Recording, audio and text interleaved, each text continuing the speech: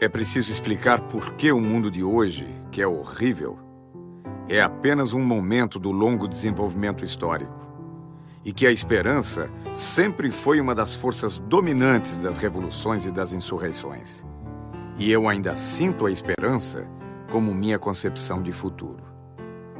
Jean-Paul Sartre, Prefácio dos Condenados da Terra, de Frantz Fanon. A clarividência é uma virtude que se adquire pela intuição, mas sobretudo pelo estudo. E quer dizer, tentar ver a partir do presente o que se projeta no futuro. Descolonizar é olhar o mundo com os próprios olhos, pensá-lo de um ponto de vista próprio. O centro do mundo está em todo lugar. O mundo é o que se vê de onde se está.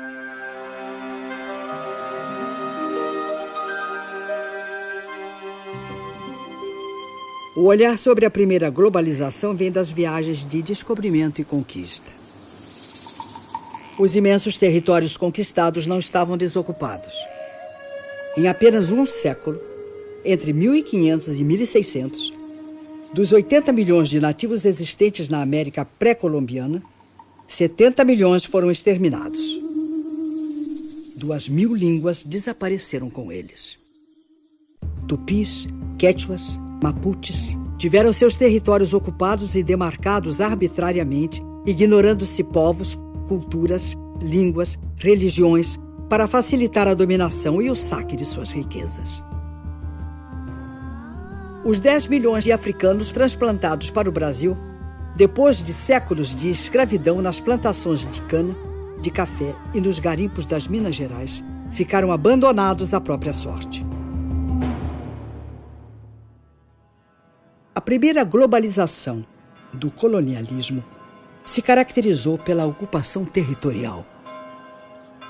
A segunda globalização começa no fim do século XX, marcada pela fragmentação dos territórios.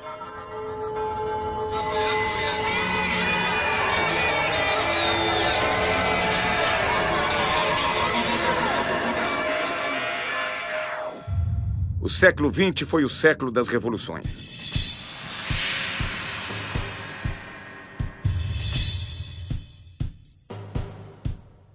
As revoluções tecnológicas transformam as novas conquistas em sonhos de um mundo melhor.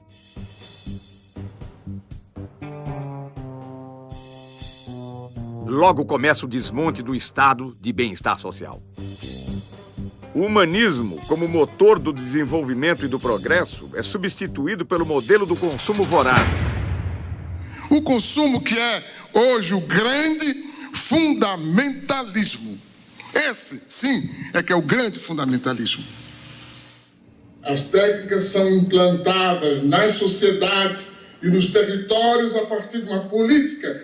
Hoje, a política das empresas globais. Amanhã, a partir da política dos Estados impulsionados pelas nações.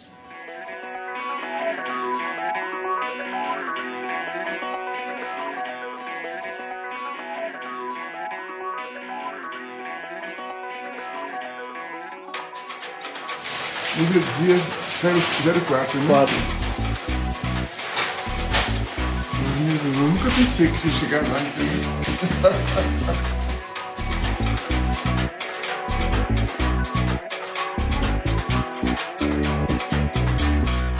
Queria dizer, em primeiro lugar, que eu me considero um intelectual outsider, coisa que é rara no Brasil.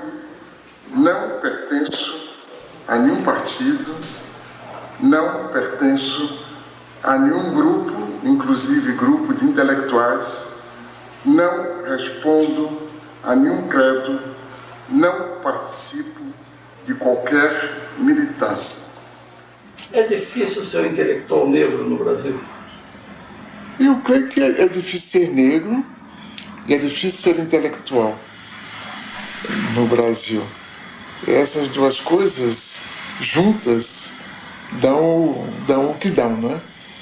É difícil ser negro porque, fora das situações de evidência, o cotidiano ia ser muito pesado para os negros. É difícil ser intelectual porque não faz parte da cultura nacional ouvir tranquilamente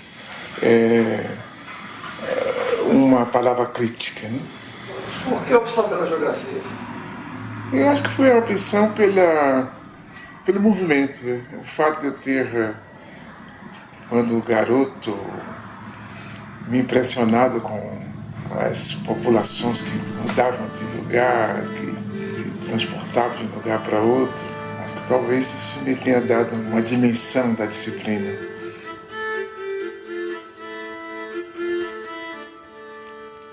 E o meu gosto pela história, sobretudo pela história do presente, me levou também a valorizar todo o processo contraditório. De modo que, não sendo um marxista ortodoxo, eu tenho medo disso, tenho medo dos marxistas ortodoxos, porque eu creio que toda doutrina que não se busca renovar, ela corre o risco de se tornar uma religião, um dogma, por conseguinte de emburrecer e não de esclarecer. Desse modo eu me considero um marxista, ou se quiser, um marxizante. Ainda hoje? Ainda hoje, sobretudo hoje, porque com a globalização, o que sobrou do socialismo, fundado em realidades profundas, como no caso da China, por exemplo, e o mundo ocidental, que nós aprendemos mais a conhecer e a analisar e a interpretar, se tornou todo ele capitalista. Então, se tudo se torna capitalista, obrigatoriamente a contradição se instala, né?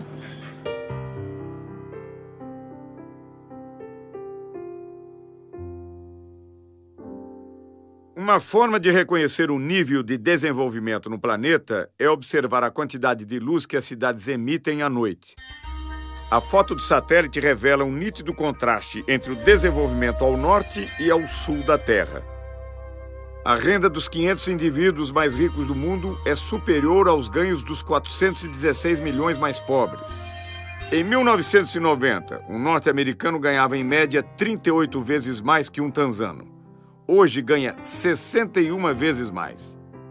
Nunca houve uma oposição tão grande entre um pequeno grupo de países e a maioria esmagadora dos países da humanidade. Então nós temos um terceiro-mundismo em germe muito mais forte do que antes. E uma realidade da dependência muito maior do que antes. E talvez por aí é que vai surgir essa possibilidade de a gente construir um mundo de outra forma. De fato, se desejarmos escapar à crença de que esse mundo assim apresentado é verdadeiro e não queremos admitir a permanência de sua percepção enganosa, devemos considerar a existência de pelo menos 3 mundos num só. O primeiro seria o mundo tal como nos fazem vê-lo, a globalização como fábula.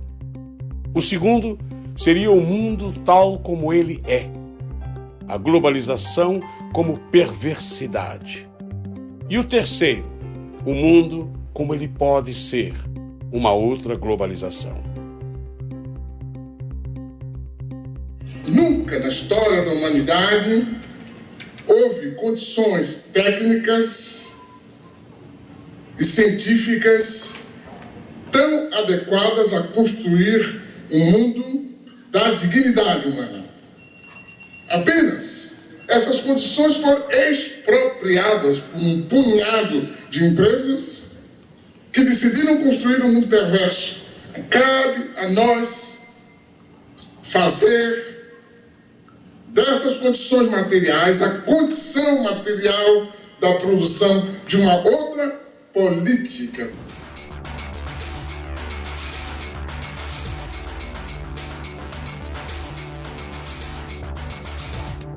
Em 1989, uma reunião organizada pelo Instituto Internacional de Economia, em Washington, propôs reformas para que os países da América Latina retomassem a trilha do crescimento e do desenvolvimento. Nasceu aí o Consenso de Washington, uma espécie de bula com prescrições consensuais, austeridade fiscal, elevação de impostos, juros altos para atrair investimentos estrangeiros, privatizações, em nome da boa administração do setor privado e da incapacidade dos estados.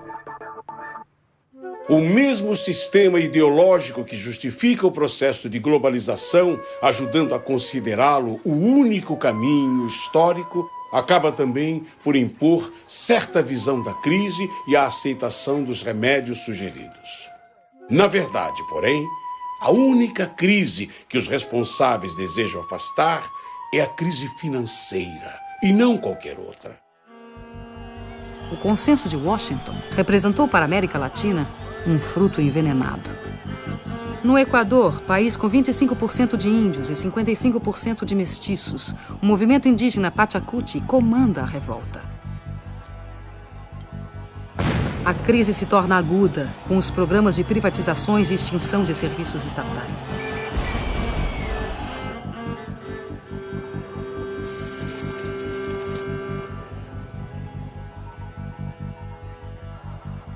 Em janeiro de 2000, a completa dolarização da economia provoca um grave levante popular que termina 15 dias depois com a queda do presidente.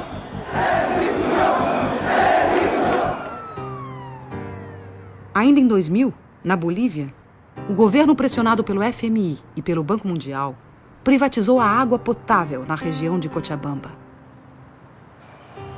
A resposta popular de uma sociedade formada por 70% de índios e mestiços explodiu em gigantescas rebeliões comandadas por movimentos sociais autônomos.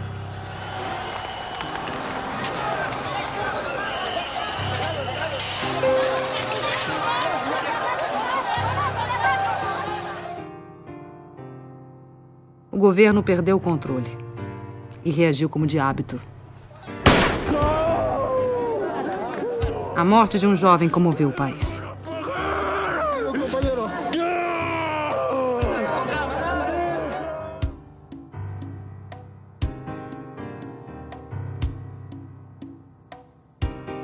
A pressão popular obrigou a desprivatização da água.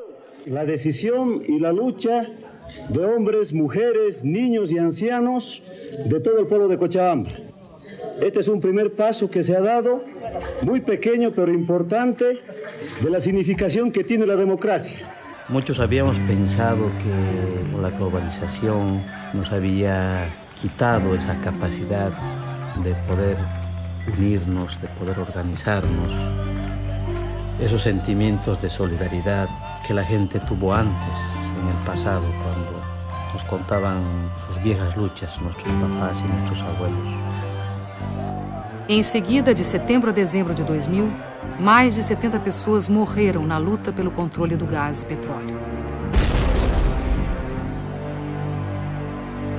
Exigíamos la nacionalización e industrialización de nuestros hidrocarburos.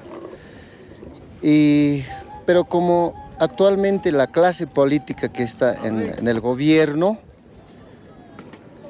no nos hicieron caso. De inmediatamente ellos se juegan con el pueblo y todas las leyes y las decisiones que toman en el Parlamento siempre están en contra de los pobres. Nosotros tenemos una lema. Ese lema es el alto de pie, nunca de rodillas. Mira, el kilo de 10 kilos aquí nos está vendiendo a 25 bolivianos y allá a 60 centavos de dólar dice que venden en bruto. Y eso no es justo, señorita periodista, que nos haga de esta manera. Más al contrario, deberíamos de tener nosotros el gas a bajo precio para los bolivianos y para los extranjeros. Hubiese sido en un precio más alto, tal vez así. Pero ni aún así no estamos conformes. No. Aquí queremos que se nacionalice y que se nacionalice. Eso es lo que queremos nosotros. A economia da Argentina foi destruída pela política da ditadura militar e destroçada pelos experimentos do neoliberalismo. Antes la competencia era insuficiente. Teníamos productos buenos, pero muchas veces el consumidor debía conformarse con lo que había sin poder comparar. Ahora tiene para elegir, además de los productos nacionales, los importados. As privatizações e a abertura da economia levaram a uma quebradeira total no país. Fábricas fecharam. Empreendimentos foram abandonados. Trabalhadores converteram-se em cartoneiros catadores de papel.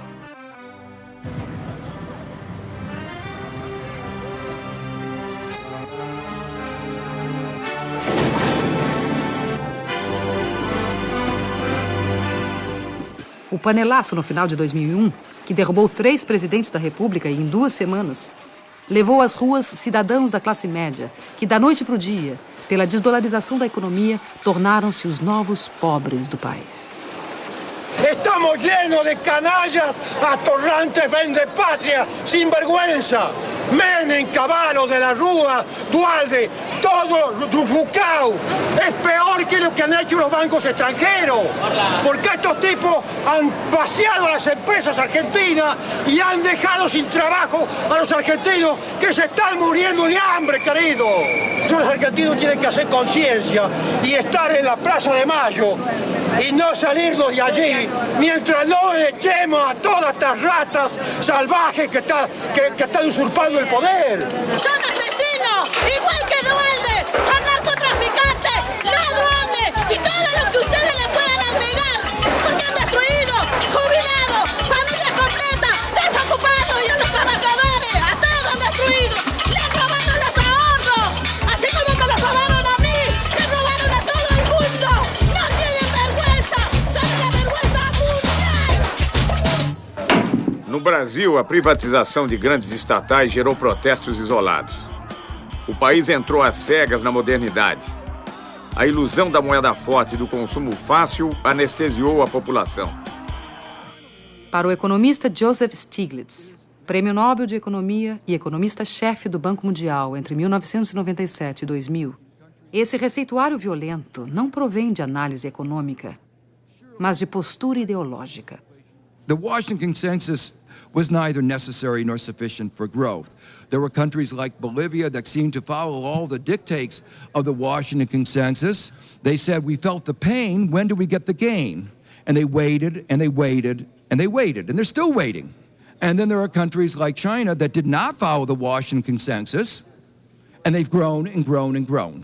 Agora, essa história que os Estados Nacionais estão diminuindo a importância é uma história da carochinha que os países ricos nos contam, porque o Estado Nacional, por exemplo, norte-americano, vai muito bem, né? Inclusive, digamos, bem do ponto de vista de força do Estado, com gastos militares como nunca houve antes, né? Com um empenho direto, digamos assim, dos agentes comerciais do governo americano para defender os interesses das empresas norte-americanas, o que é normal, aliás, né? Então, agora, aí eles nos dizem, não, o Estado não tem importância. Quer dizer, não estou dizendo que eles, norte-americanos, mas esses pensadores da globalização, muitas vezes nos dizem isso. Isso é que, digamos, crê quem quer ser enganado.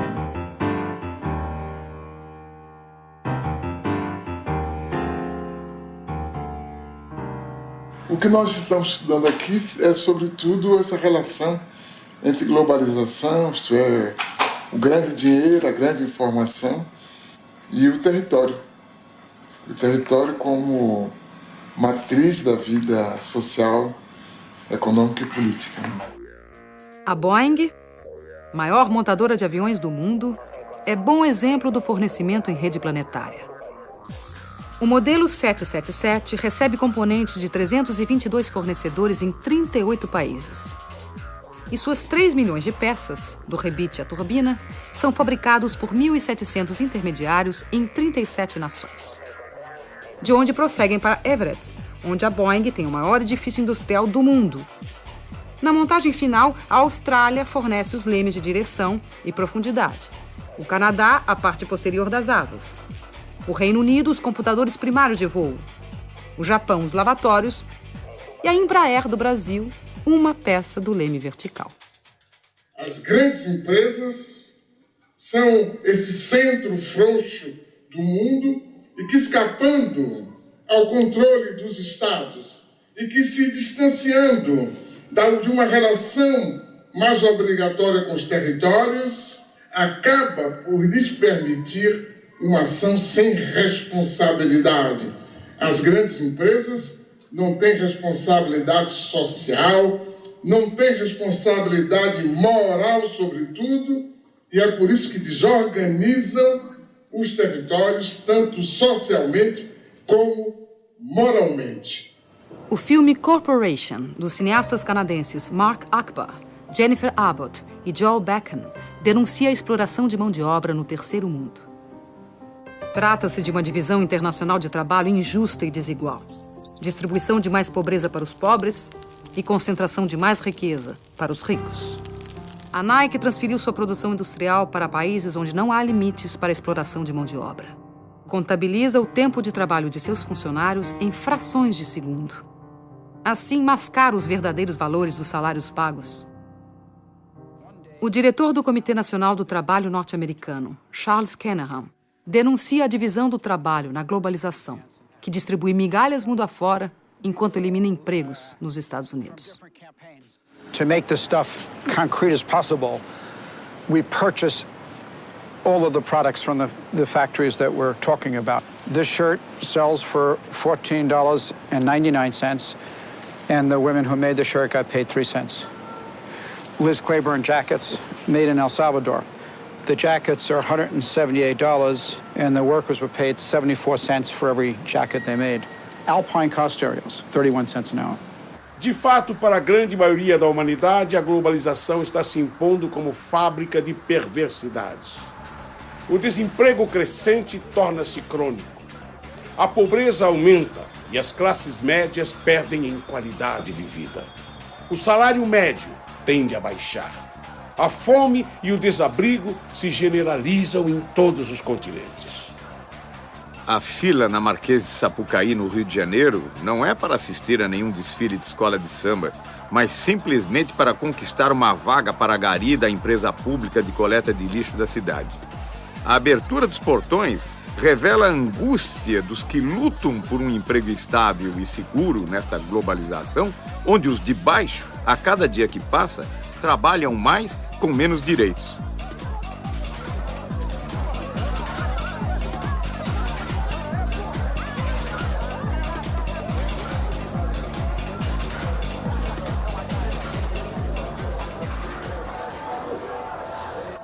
O desemprego aparece já como uma coisa normal.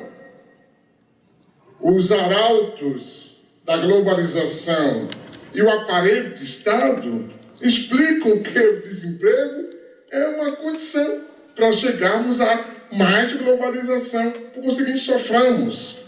Aumentam também o número de pobres. Há mais 600 milhões de pobres hoje do que em 1960. 1,5 bilhão de pessoas ganham menos de $1 por dia. E diante disso, a pobreza é tratada com naturalidade. Alô, amigo, alô, chefia. Seu futuro não pode ser decidido à revelia. Lembra daquele tempo em que seu salário ainda valia mais ou menos 50 anos, eu diria. Alô, amigo, alô, chefia. Seu futuro não pode ser decidido à revelia. Se o presente é omisso, aí fica difícil. Tem que botar a mão na massa, dar um jeito nisso. A humanidade se divide em 2 grupos. O grupo dos que não comem e o grupo dos que não dormem, com receio da revolta dos que não comem. Josué de Castro, em Geopolítica da Fome.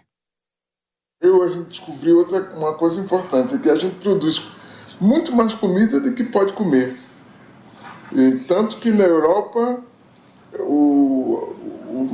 a comunidade europeia dá prêmio a quem deixa de produzir comida. E castiga quem produz mais do que as cotas estabelecidas. Quer dizer, a questão da fome não é a questão de produção de alimentos, é a questão de distribuição. Isso a gente viu quando de certas epidemias de fome na África e na Ásia, os Estados Unidos se recusando a dar ajuda alimentar se certas condições políticas não fossem preenchidas. No caso do próprio Brasil, se há uma parte da população que não come corretamente, Isso é culpa unicamente da forma como nós organizamos a sociedade. Não é que não haja alimento, não é que não se possa distribuir os alimentos. Apenas nós decidimos que alguns não devem comer, porque acaba por ser uma decisão que, se depois de tantos anos a gente aceita tranquilamente continuar discutindo a questão da fome, que me parece uma vergonha. A fome já não nos surpreende. Convivemos com ela cotidianamente, entorpecidos pela realidade que nos cerca.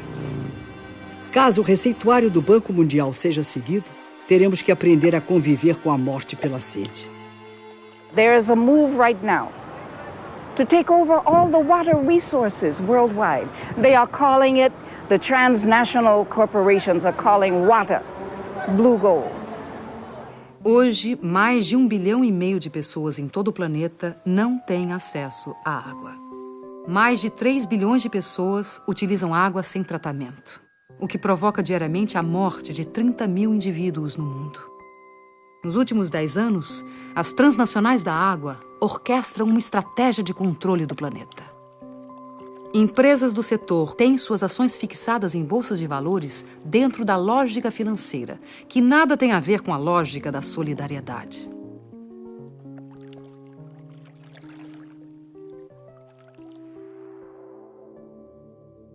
Em março de 2003, aconteceu o 3º Fórum Mundial da Água, em Kyoto, no Japão.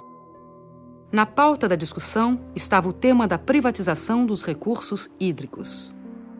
Na mesa, os presidentes de multinacionais da água, ministros de relações exteriores, representantes do movimento popular e o diretor administrativo do Banco Mundial, Peter Voigt. The political question really is who owns water and who gets to control water.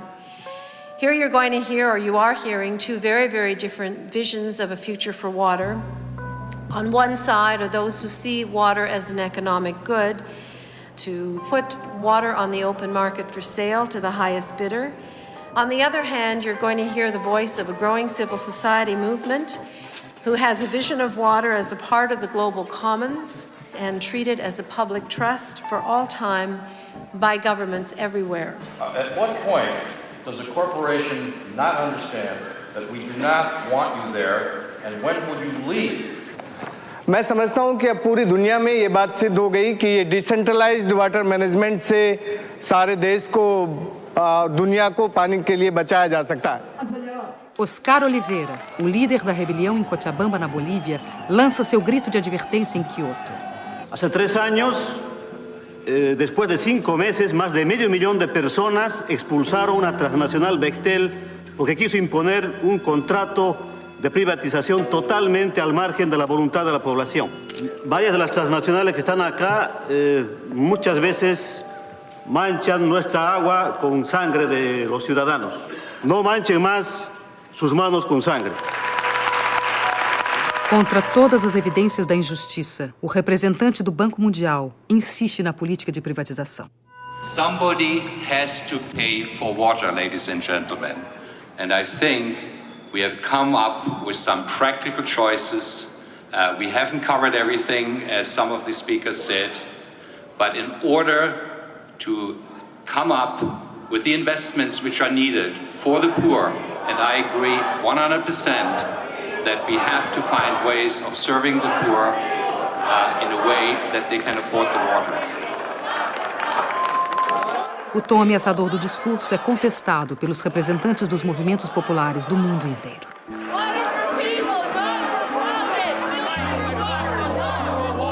Enough is enough.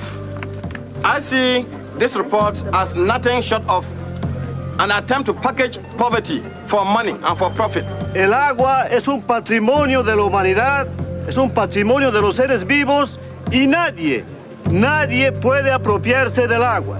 Por lo tanto, la sociedad civil dice que aquí no hay acuerdo.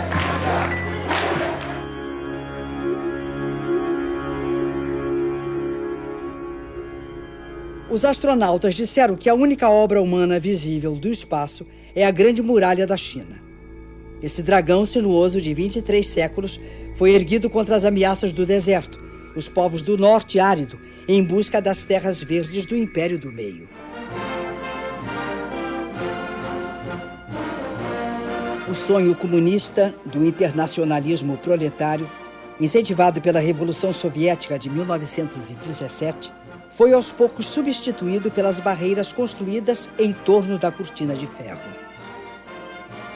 A mais célebre foi o Muro de Berlim, erguido em 1961 para separar a pureza do socialismo das desigualdades do capitalismo.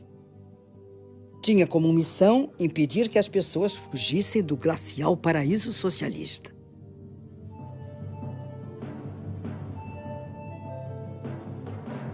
Os muros da Internacional Capitalista são sólidos e bem delineados. Enquanto permitem a circulação livre das mercadorias, dinheiro e serviços, proíbem o livre tráfego dos indivíduos. A Europa levanta barreiras contra a presença indesejada de forasteiros em seu território.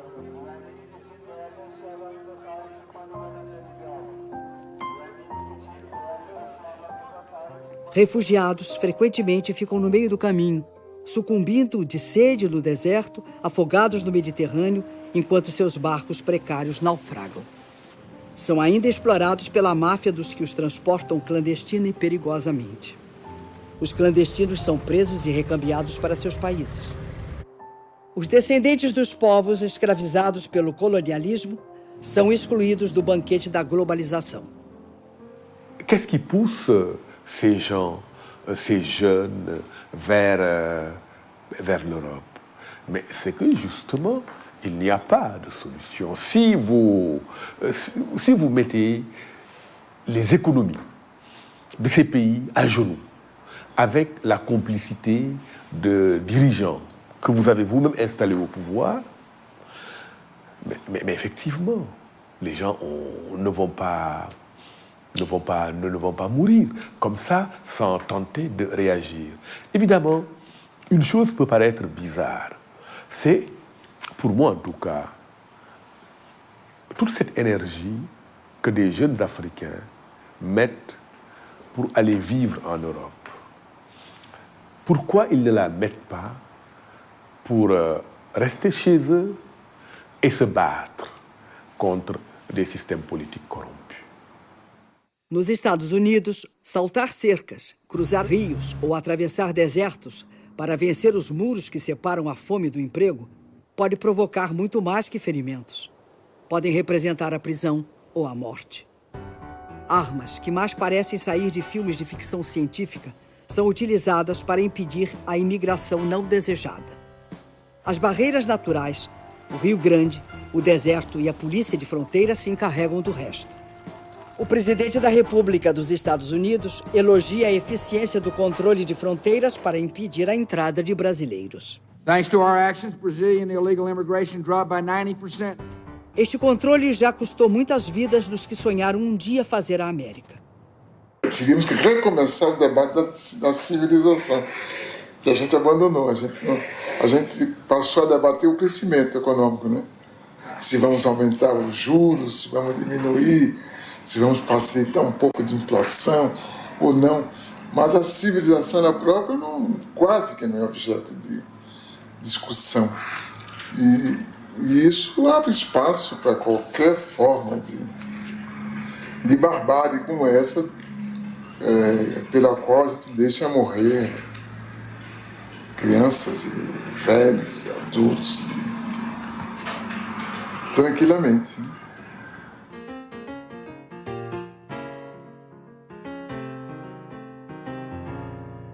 O que nós estamos vivendo hoje é que o homem deixou de ser o centro do mundo, né? O centro do mundo hoje é o dinheiro, mas o dinheiro no estado puro. O dinheiro em estado puro só é o centro do mundo por causa dessa geopolítica que se instalou, proposta pelos economistas e imposta pela mídia.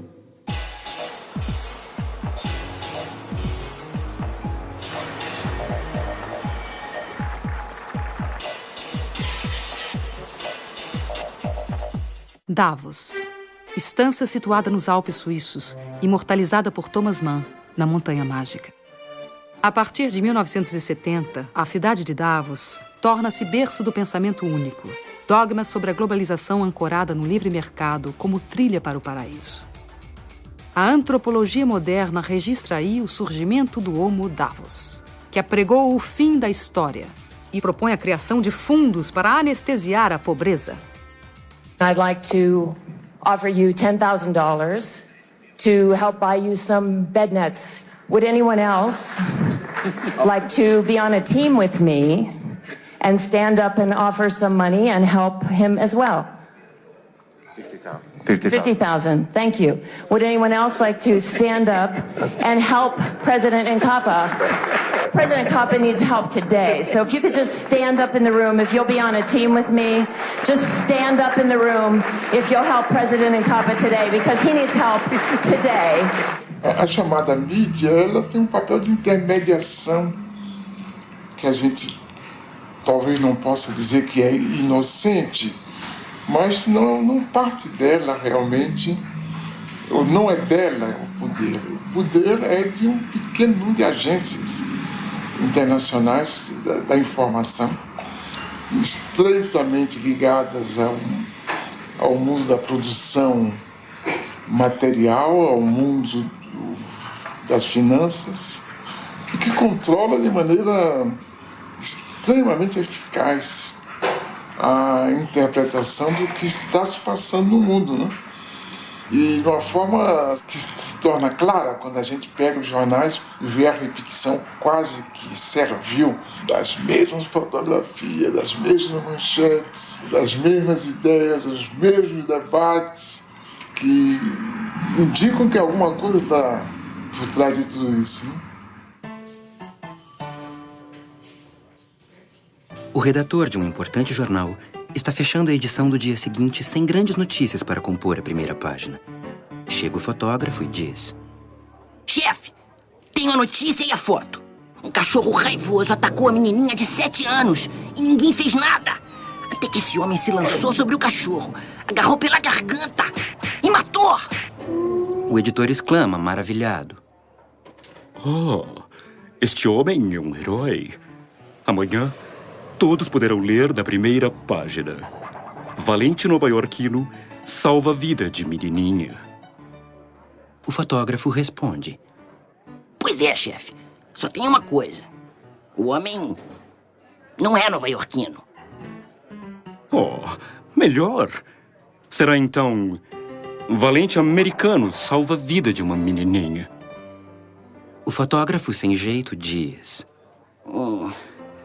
Bem, chefe, ele é árabe. No dia seguinte sai o jornal. Extra, extra! Terrorista árabe massacra de maneira selvagem cachorro americano de raça pura! Extra, extra! Como podemos, mesmo assim, admirar-nos de que ali e aqui estourem guerras e corra o sangue, já que a nova ordem mundial que se constrói é baseada numa competitividade sem limites morais. Não há produção excessiva de informação, mas de ruídos. Existem os fatos. As notícias são interpretações desses fatos.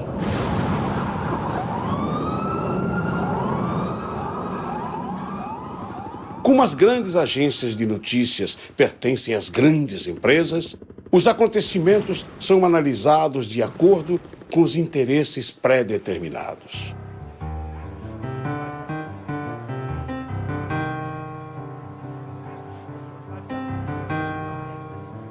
We're gonna bomb them over there.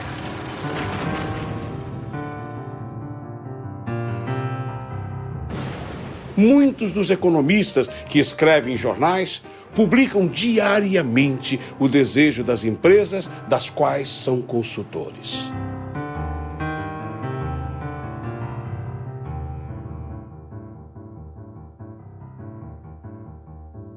A informação, o grande instrumento da grande finança, a informação, o grande instrumento do processo de globalitarismo, de produção de novas formas totalitárias de vida, mas que manejada por um pequenos grupos de forma inteligente, produz exatamente o efeito oposto.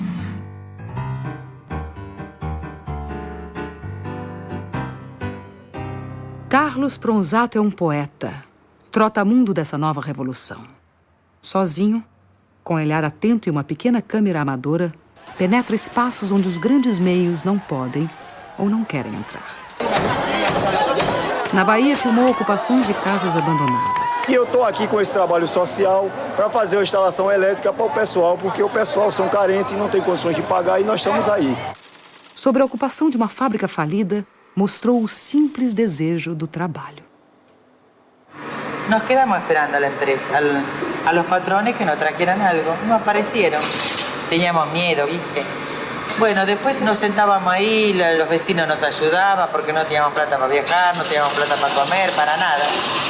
Y un día dijimos, bueno, ¿qué vamos a seguir acá sentados esperando que vengan ellos? Entonces empezamos a trabajar, a producir y a vender. Y así, ¿viste? Seguimos. Seus filmes correm mundo afora. Em escolas, sindicatos, pequenos cinemas, seguem globalizando um outro olhar sobre os fatos, sobre as lutas, sobre esse novo tempo. Eu resolvi entrar de fato no movimento popular como uma ferramenta de transformação concreta que podia ser o vídeo, porque não é só filmar, sino estar inserido dentro do movimento. Como eu me considero um manifestante com câmera, então eu tenho que estar aí trabalhando dentro do movimento popular ativamente. Latinoamérica é um polvorim apto para um Bakunin chegar e perguntar onde que está acontecendo e ele ir e tentar ou filmar, ou escrever, ou incitar, ou trabalhar nisso. Então, minha utopia é um pouco essa. É você não entrar na corrente, na onda do não é possível fazer nada, porque nada será possível. E você continuar trabalhando. Eu acho que um pouco que faço está dentro de um projeto utópico de realizar, pelo menos naquele breve período de vida que nós temos, uma pequena obra que pode servir a alguém, tanto agora quanto depois. Eu acho que esse fenômeno vai se multiplicar. Quer dizer, por enquanto, há uma coerção muito grande contra essas formas, que são praticamente limitadas no seu elan renovador, pela falta de recursos financeiros, pela legislação que favorece a vida dos gigantes. Mas eu creio que, como há uma demanda que vem de baixo e que é muito forte, é explosiva, a gente vai certamente daqui a pouco ter outra coisa.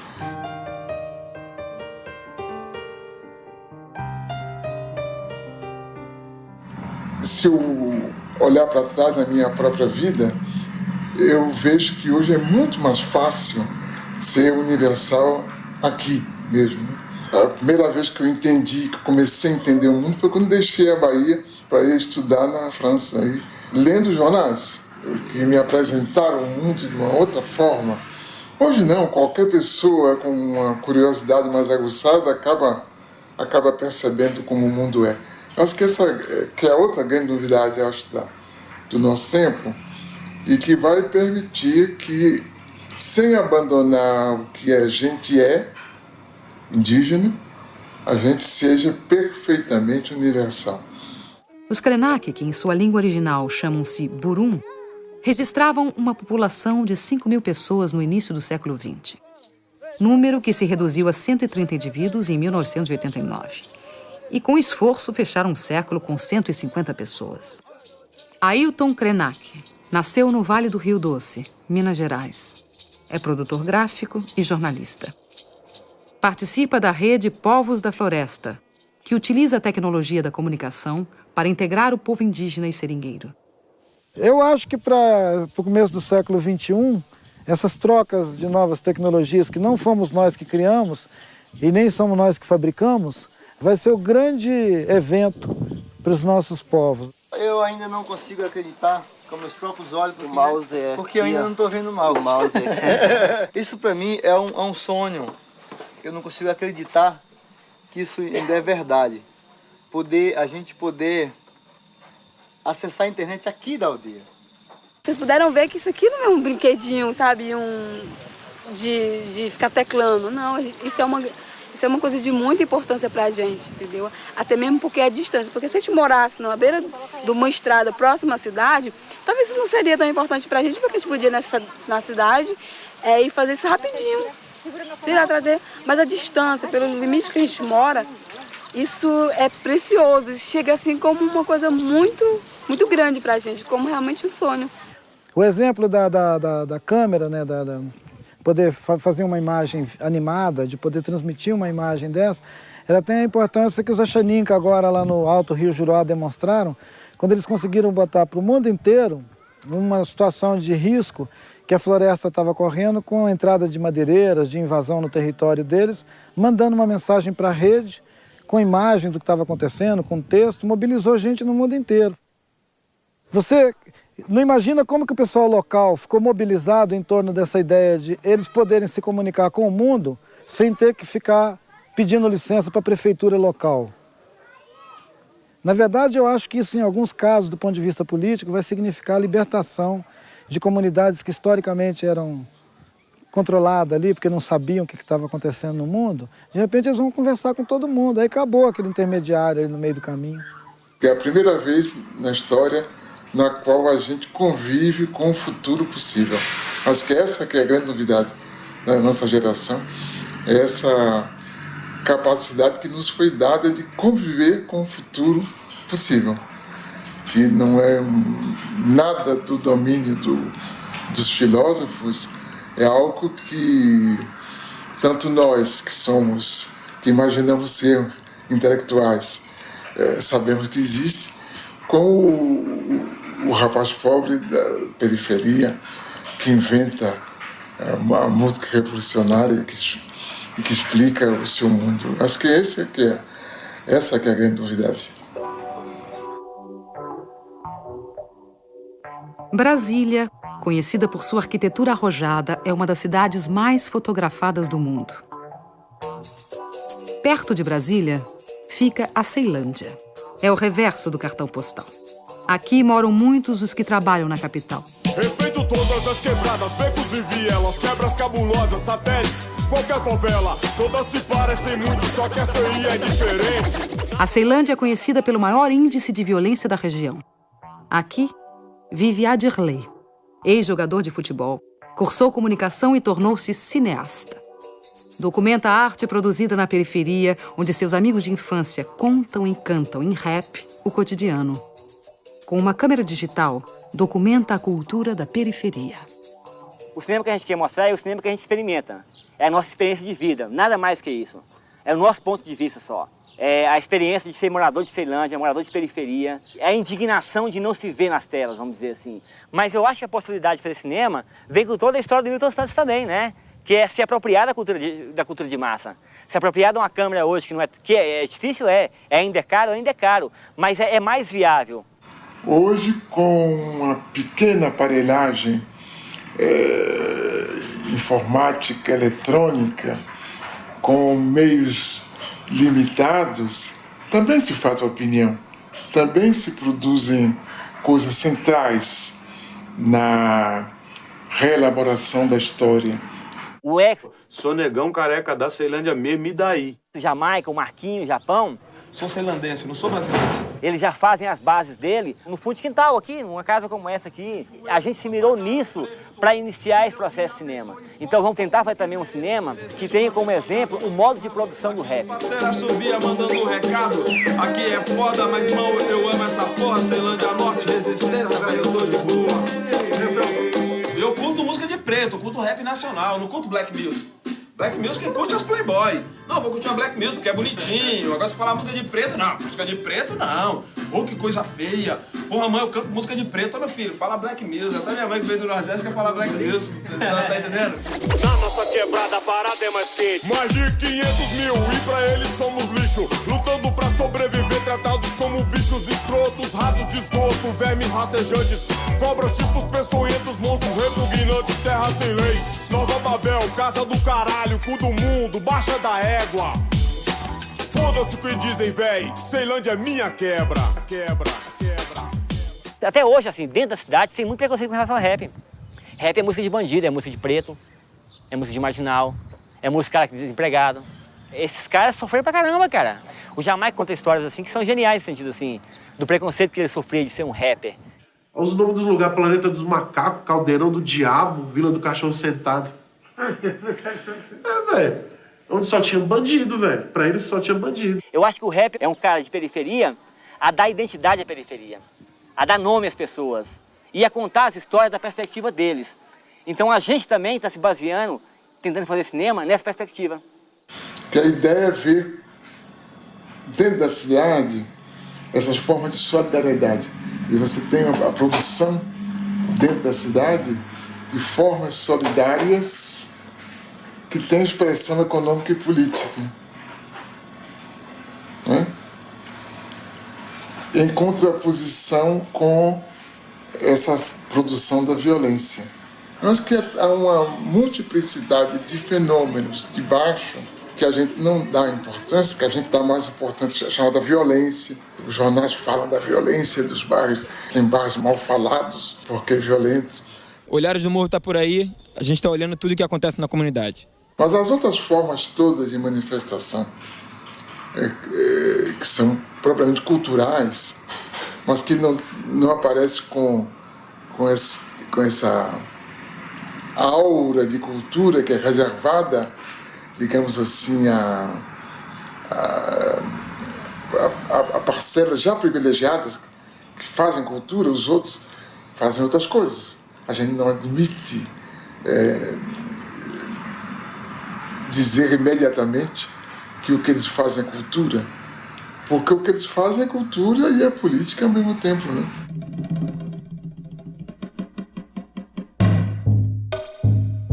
Japeri é um município, é o segundo município mais pobre do estado do Rio de Janeiro, e a gente, através do cinema, a gente pode expressar esse nosso movimento, às vezes as coisas que a gente não concorda que tem aqui, a gente joga no cinema e tenta mudar essa realidade. Aqui, acima de tudo, é a superação, de utilizar o que a gente tem na mão e superar até esses mesmos índices de pobreza. E a gente utiliza de pedaço de madeira para fazer grua, de cabo de vassoura para fazer o tripé. Na coletividade, a gente consegue fazer cinema na Baixada Fluminense. A gente partiu de uma necessidade de um resgate da memória e do folclore daqui do município de Japeri. E utilizando numa ficção, que é o marido chegando em casa bêbado e dando satisfação para sua esposa porque chegou bêbado. E a satisfação que ele dá é a partir do folclore de Japeri.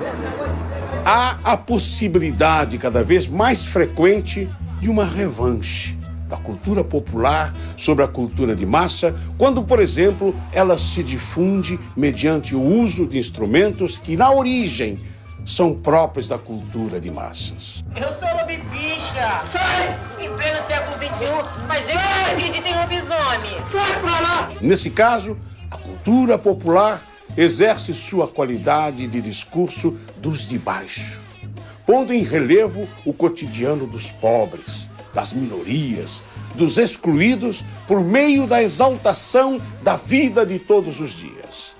A partir do audiovisual, várias pessoas vão ser influenciadas pelo produto que eles estão tendo. Então, uma oportunidade para que eles possam se expressar até para o povo inteiro de Japeri, para mostrar o que eles querem falar e ainda não tiveram oportunidade. Porque a partir deles a gente acredita que, ou seja no teatro, na música, no cinema, na literatura, vão estimular novas vidas e novos sonhos a partir de filmes, do audiovisual.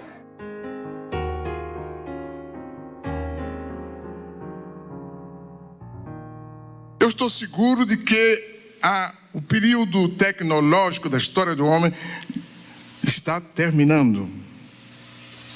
E estamos entrando num período que eu chamaria de demográfico. Tenho medo de usar a palavra popular, porque isso poderia acarretar a destruição prematura da ideia. Os atores que vão mudar a história são os atores de baixo. Então, eles vão agir de baixo para cima. Os pobres em cada país, os países pobres dentro dos diversos continentes, os continentes pobres face aos continentes ricos. De tal forma, nós não vamos ter uma evolução sincronizada como essa, digamos assim, do processo de globalização. Haverá explosões aqui e ali, em momentos diferentes, mas que serão impossíveis de conter. Vamos tudo queimar isso tudo, senão o Estado não ouve a gente.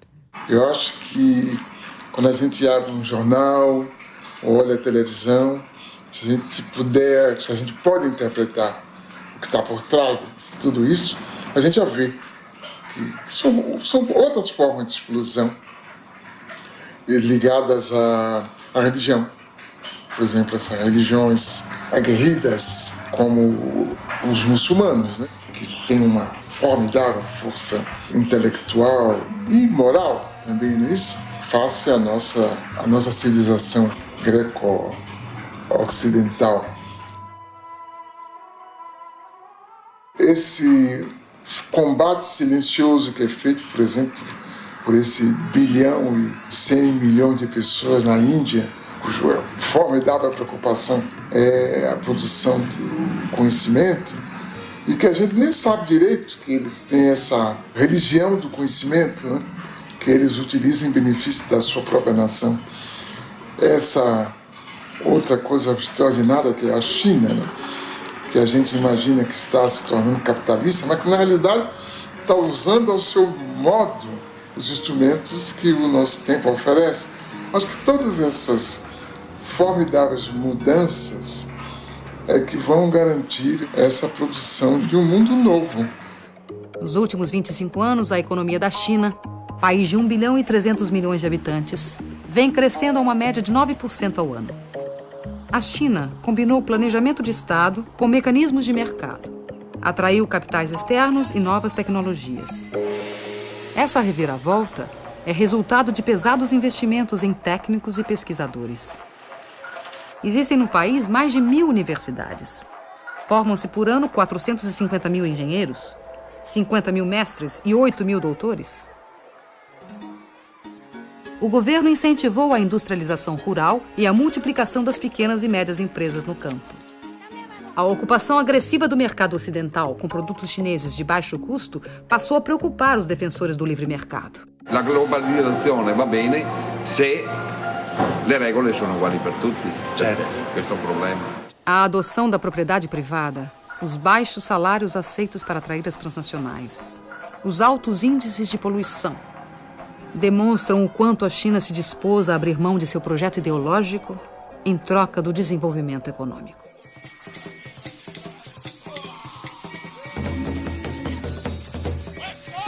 Devemos recusar categoricamente a situação a que os países ocidentais querem nos condenar.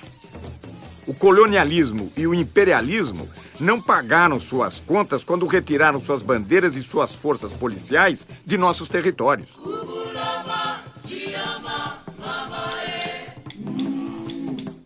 Durante séculos, os capitalistas estrangeiros se conduziram no mundo subdesenvolvido como verdadeiros criminosos. Frantz Fanon, Condenados da Terra, 1961. The problems in Africa did not start in Africa. Those problems are caused from people outside Africa coming in, doing this, doing that, setting one group against another group so that they can fight. And while they are fighting, these outsiders are coming in, taking over. You bring in guns. You give them to one group. You make them really hate this other group. So they start fighting, killing each other. Now, after the fighting and the slaughter really gets started, they come in as peacemakers. Africa is still the richest continent on the face of this earth. And yet, look at the suffering. These children are among thousands forced to work in gold mines in Niger, one of the African countries neighboring Benin. Conditions are appalling, the physical risks enormous. but activists say it's just the tip of an iceberg. It's an issue that has now received some international attention. Tragically, it won't be enough to stop the traffic in child slaves. Quand on écoute les gens, on a parfois l'impression que vraiment le monde, le fameux village planétaire, est un endroit où tout se passe bien partout. Hein?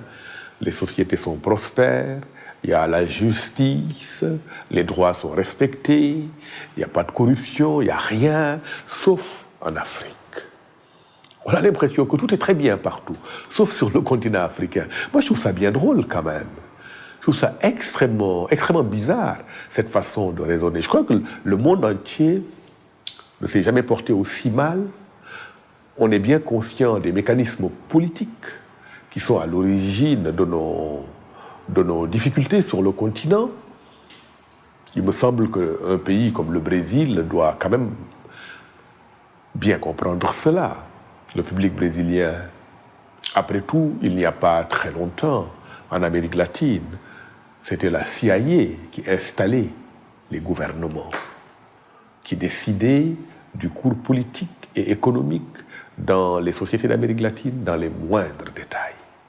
Eh bien, nous, ça revient d'ailleurs à la première question, nous ne sommes pas encore sortis de cette situation. Tú decías cuál va a ser el destino de América Latina. Yo no lo sé, pero sé cuál es el desafío. El desafío es, ¿vamos a convertirnos en la triste caricatura del norte? ¿Vamos a ser como ellos? ¿A repetir los horrores de la sociedad de consumo que está devorando el planeta? ¿Vamos a ser violentos? ¿Vamos a creer que estamos condenados a la guerra incesante? ¿O vamos a generar otro mundo diferente? Vamos a ofrecer al mundo un mundo diferente. Que yo creo que ese es el desafío que tenemos planteado. Hoy por hoy somos, la verdad, caricaturas bastante tristes de modos de vida que se nos imponen desde afuera. Y estamos gobernados por sistemas de poder que cada día nos convencen de que no hay virtud más alta que la virtud del papagayo, que no hay habilidad comparable a la habilidad del mono, el papagayo, el mono, los que imitan, los ecos de voces ajenas. Nós decidimos ser europeus, né? E insistimos em ser europeus, nos recusamos a pensar como nós próprios, porque achamos mais chique pensar como os europeus e os americanos, e aí temos uma enorme dificuldade para entender o mundo. E essa enorme dificuldade também nos deixa meio atarantados, meio tolos diante da história que está se fazendo. Daí a própria política brasileira é um pouco perdida, porque nós não sabemos muito o que fazer com o mundo novo, porque não descobrimos as formas de pensar esse mundo novo a partir de nós próprios.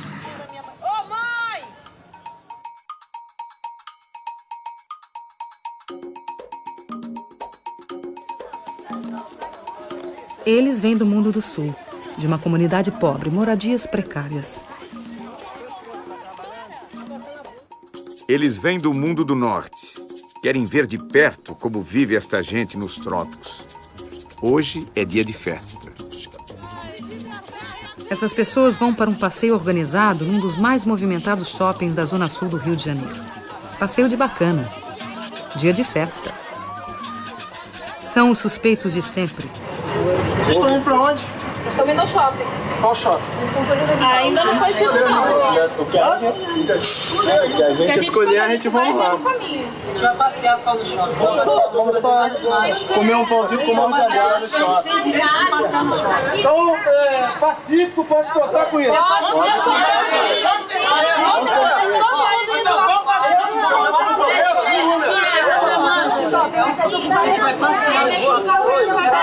A presença da câmera de televisão serve de salvo-conduto. Então vamos lá. Tem direito, lógico.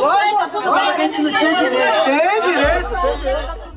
Os turistas buscam aventura. Vão fazer safari urbano em uma das maiores favelas do Brasil. O passeio na Rocinha inclui paisagem, violão e uma modesta barraca de souvenirs.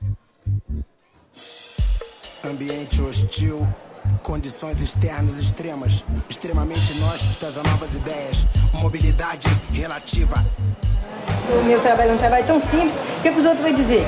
Aí fica difícil para mim. O encontro inesperado entre os habituês do shopping e o sem-teto provoca surpresas. Observam e são observados.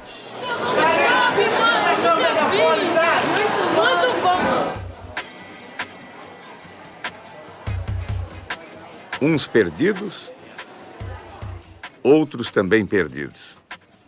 Os turistas penetram nas casas alheias, passeiam por becos e ruelas. Encontram mais riqueza nas vidas do que nos objetos. A variedade de brinquedos desperta o desejo nas crianças. Os meninos se divertem como pequenos Ayrton Sennas neste mundo onírico e inacessível. A senhora sonha com uma joia rara. A moça com calça justa. O rapaz veste um elegante hobby de chambre. Outro protesta contra o preço dos produtos. Ô maluco, tu trabalha na loja, quanto tempo você trabalha para comprar uma calça dessa? São solidários. Dividem entre si o pão com mortadela, enquanto dividem a mesa com os outros frequentadores.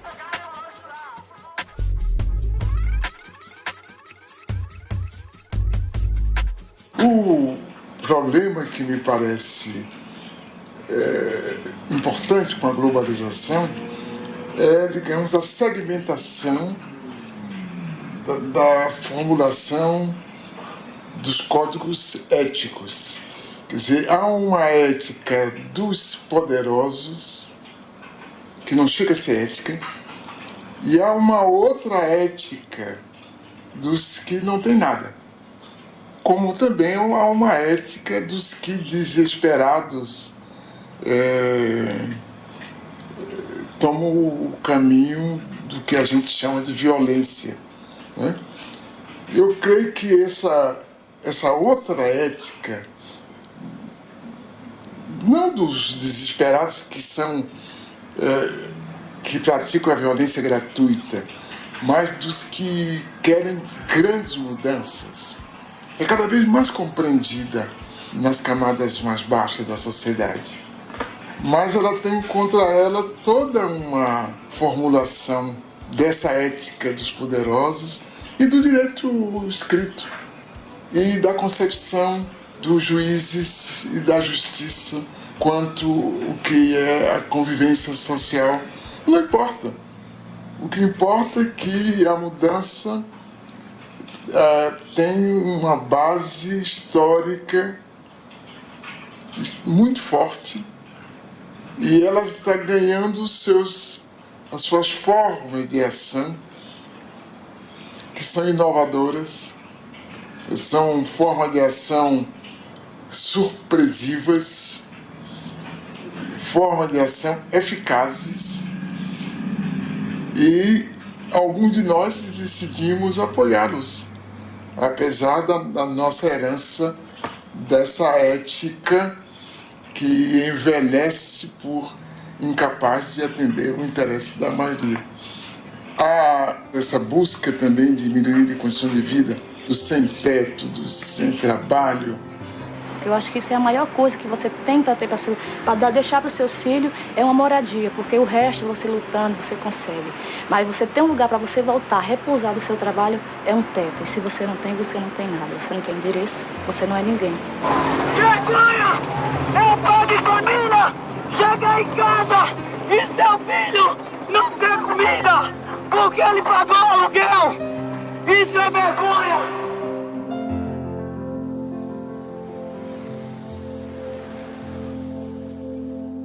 O direito à moradia é um direito humano garantido na Constituição brasileira, nas convenções internacionais e na Conferência do Habitat 2. Então, o que a gente está querendo aqui é que se valha que sejam que sejam válidos os direitos que já são garantidos pela própria Constituição Federal, né? Eu não acredito muito que a gente viva numa democracia, porque eu ainda acredito muito que a gente vive no sistema do capitalismo. Quem manda é quem tem o poder. Quem não tem nada, não tem nada. É tipo um ditado que existe aí, que você vale aquilo que você tem no bolso. Se você vale aquilo que você tem no bolso, no momento eu não valho porra nenhuma, porque eu não tenho nenhum centavo. A primeira providência que tomaram, né, para fazer com que a gente recue da nossa proposta de ocupação foi cortar os serviços essenciais. Todo cidadão pobre também tem direito ao centro da cidade. E há uma exclusão muito social e discriminação muito grande com as pessoas menos favorecidas, para que se constrói casa bem distante dos centros da cidade e as pessoas são recicladas como lixo para bem longe dos centros e não conseguem nem trabalho, porque a passagem é muito cara, as pessoas não têm como se deslocar do trabalho. Quando vai procurar um trabalho, você mora onde? Tem que gastar 5, 6 reais de passagem, você já tem dificuldade até aí. Passam 4, 5 horas no ônibus para chegar no local de trabalho. E esses imóveis aqui, nós estamos reivindicando isso. O caso dos sem terra, tratados como um fato policial, não impede um grande número crescente de intelectuais independentes de apoiá-los. Não impede a população como um todo de desejar que eles tenham sucesso. Não importa que, perguntado pela imprensa, as pessoas digam que não estão de acordo. Não tem nenhuma importância. Pode dizer que não está de acordo e está de acordo. Aline Sassahara também é uma militante das telas. A cineasta paulista vê o mundo solidário ao sem terra. Em suas andanças pelo Brasil, registra do MST o que não vemos na TV. Os meios de comunicação selecionam o que está acontecendo. Hoje está acontecendo isso. Está acontecendo milhões de coisas. Mas as pessoas acreditam que só está acontecendo aquilo. É, de fato, uma forma da gente abrir outras janelas, né?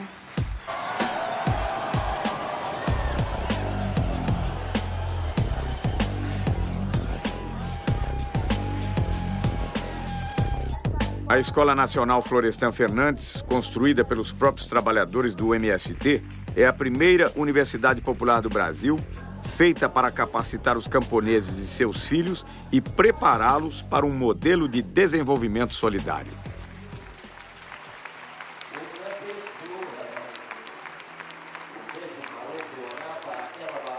Eu acompanhava o MST, tinha alguma informação e achava incrível eles conseguirem lidar com tanta gente diferente, porque cada um lá com seus desejos, com suas necessidades e tal, e funcionando de uma forma muito organizada para ir contra a maré. A marcha foi um momento de encontro, parecia que todo o movimento estava reunido ali.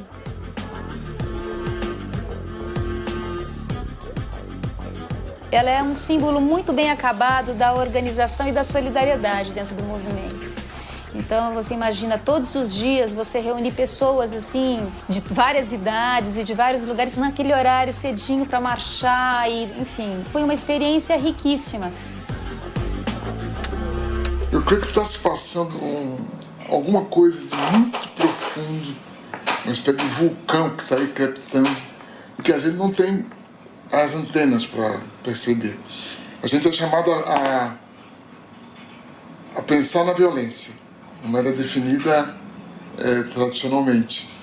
Mas a gente não entende, não compreende, não domina o mecanismo intelectual dessas formas novas de solidariedade e de reivindicação. Porque o Brasil jamais teve cidadãos. Nós, a classe média, não queremos direitos, nós queremos privilégios. E os pobres não têm direito. Não há, pois, cidadania neste país. Nunca houve.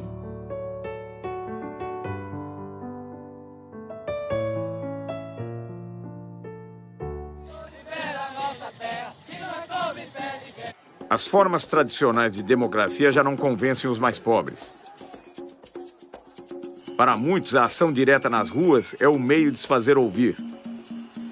Os diversos movimentos populares buscam alternativas para uma globalização solidária.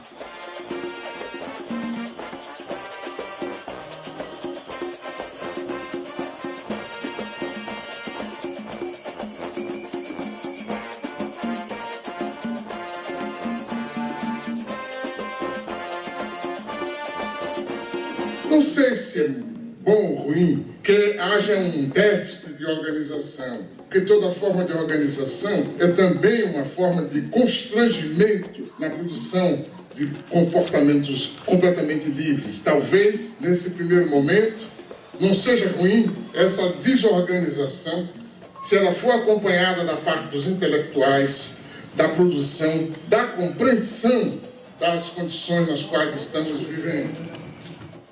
Mas creio que haveria que buscar formas que eu penso que só a partir do Estado é possível fazer. Não, a partir do Estado? Só a partir do Estado. Não vão ser ONGs, nem instituições do terceiro setor. O senhor várias vezes se referiu ao Estado, inclusive em relação ao intelectual. O senhor não abre mão do Estado? Eu creio que o Estado é indispensável porque as entidades chamadas terceiro setor, primeiro, elas não são abarcativas, elas não podem cuidar do conjunto das pessoas que precisam de cuidados. Segundo, elas acabam obrigadas a cuidar melhor de certos setores e não de outros setores. Enquanto que o Estado, através do exercício da política, a tendência dele é cuidar de todas as pessoas. Quer dizer, essa produção democrática, realmente democrática, que as ONGs ou o terceiro setor não podem, pela sua própria definição, cuidar, porque tem as limitações de sua origem, do seu financiamento, dos seus objetivos. Então o Estado se torna algo cada vez mais indispensável, porque as fontes criadoras de diferença, de desigualdade, são muito mais fortes do que no passado. Então, para desmanchar essas diferenças, para reduzir essas desigualdades, é necessário um Estado que intervenha, um Estado socializante, por conseguinte. Tudo se discute neste mundo, menos uma única coisa que não se discute. Não se discute a democracia. A democracia está aí como se fosse uma espécie de santa de altar, de quem já não se esperam milagres, mas que está aí como uma referência, a democracia. E não se repara que a democracia em que vivemos é uma democracia sequestrada, condicionada, amputada, porque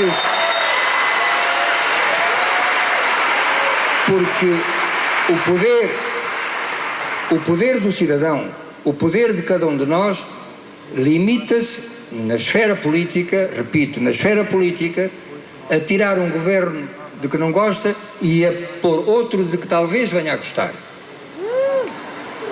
Nada mais. Mas as grandes decisões são tomadas numa outra esfera e todos sabemos qual é. As grandes organizações financeiras internacionais, os FMIs, as Organizações Mundiais de Comércio, os bancos mundiais, a OCDE, tudo isso, nenhum desses organismos é democrático. E, portanto, como é que podemos continuar a falar de democracia se aqueles que efetivamente governam o mundo não são eleitos democraticamente pelo povo? Quem é que escolhe os representantes dos países nessas organizações? Os respectivos povos? Não. De onde está então a democracia?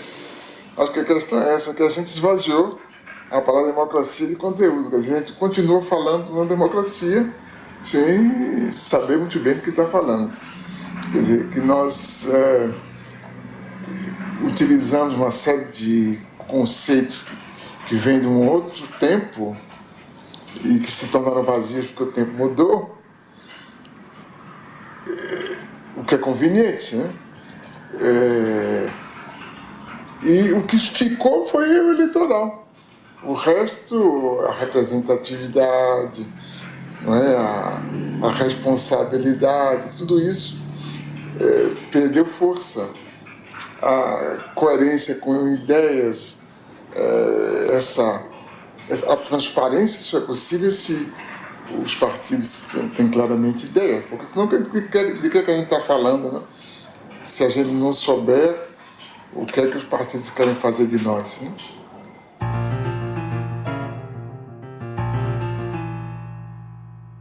Nós reclamamos contra os totalitarismos, né? O fascismo, o nazismo, e caímos noutras formas de totalitarismo, essa atual, né? Onde nos é exigido um comportamento standard, onde para ser eficaz tem que seguir o mesmo modelo, uma mesma bula, onde os caminhos parecem ser marcados de forma rígida e todo escape é punido na primeira esquina. Então, acho que nunca houve um mundo que espalhasse que a liberdade é a forma suprema de vida e, ao mesmo tempo, suprimisse a verdadeira liberdade, porque essa carência de liberdade que compromete, inclusive, o exercício da cidadania, eu creio que é uma marca de nosso tempo que mais cedo ou mais tarde vai se mostrar insuportável, como os totalitarismos tiveram seus dias também contados, né? Então, a globalização, ela produz esse globalitarismo que existe para reproduzir a globalização. Eu acho que é esse ciclo vicioso que a gente vai ter que quebrar através, digamos, da produção de formas democráticas que sejam realmente democráticas. O professor Milton Santos nasceu em 1926 em Brotas de Macaúbas, interior da Bahia. Neto de escravos, filho de professores, foi alfabetizado em casa pelos pais. Formado em Direito, em Salvador trabalhou como jornalista. Foi para a França, de onde voltou em 1958, doutor em Geografia. O golpe militar de 64 obrigou-o a sair do Brasil. Morou na França, Tanzânia, Venezuela, Estados Unidos, Canadá. Escreveu 40 livros. Recebeu o título de doutor honoris causa por 20 universidades e o prêmio Vautrin-Lud, o mais importante no mundo em geografia.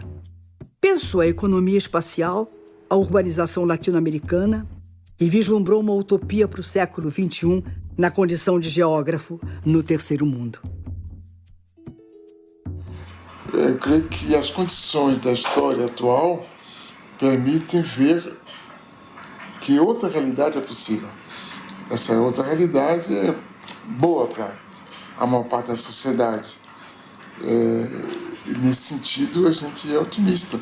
A gente é pessimista quanto ao que está aí, mas otimista quanto ao que pode chegar. Virar uma globalização solidária? Sim. Acho que a humanidade está destinada Que bom. Porque, na verdade, nunca houve humanidade, agora que está vendo, né? É verdade. Acho que essa que é a coisa. Então, nós estamos fazendo os ensaios do que será a humanidade. Nunca houve.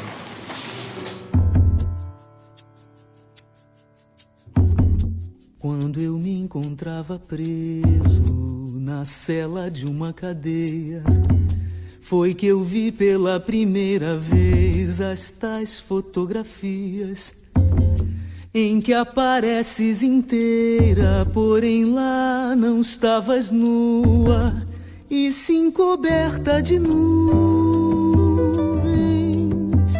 Terra, terra,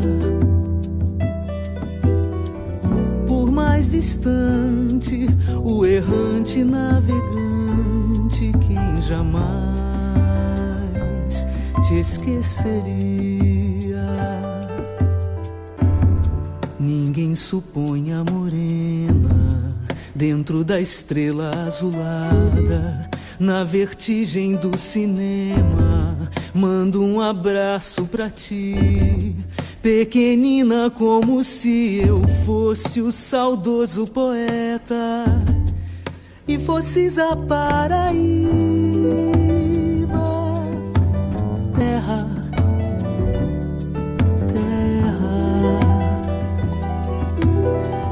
Por mais distante, o errante navegante, quem jamais te esqueceria.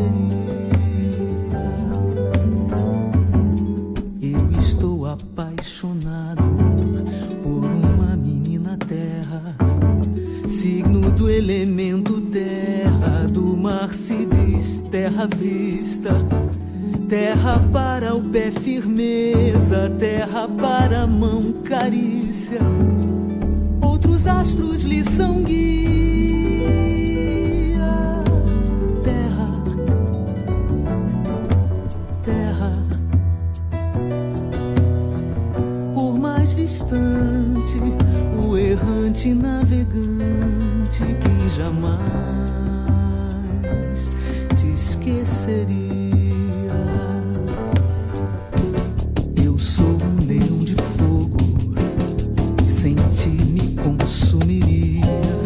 A mim mesmo eternamente, e de nada valeria acontecer de eu ser gente, e gente é outra alegria, diferente das estrelas. Terra, terra, por mais distante, o errante navegante, quem jamais te esqueceria. De onde nem tempo nem espaço, que a força mande coragem pra gente te dar carinho durante toda a viagem que realizas no nada, através do qual carregas o nome da tua carne. Terra, terra, por mais distante, o errante navegante, que jamais te esqueceria. Nas sacadas dos sobrados da velha São Salvador, há lembranças de donzelas do tempo do imperador. Tudo, tudo na Bahia faz a gente querer bem,